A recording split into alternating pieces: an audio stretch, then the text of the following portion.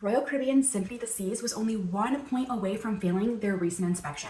Inspectors from the Vessel Sanitation Program conduct operational sanitation inspections to ensure that cruise lines and cruise ships are meeting health and safety standards. They then take that information and they provide guidelines to those cruise ships so that they can fix the issues that they're in violation for. Now, I know that this can sound very concerning when you hear that a popular cruise line like Royal Caribbean's Symphony of the Seas ship is only 1 point away from failing their inspection.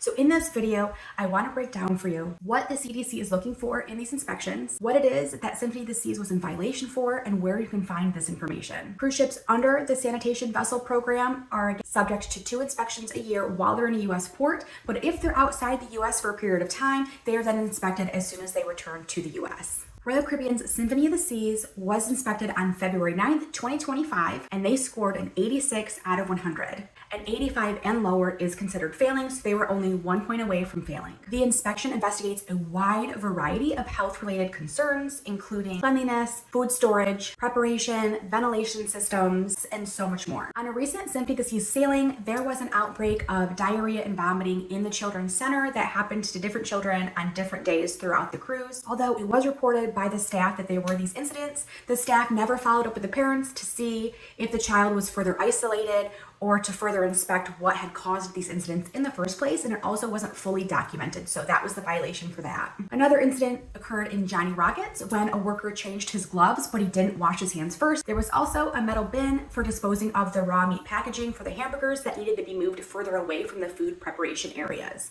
There were a couple incidents at the Windjammer Buffet when a pair of tongs and then some different waffle toppings were placed outside of that sneeze guard sanitation area. This was likely done by passengers when they were getting their breakfast.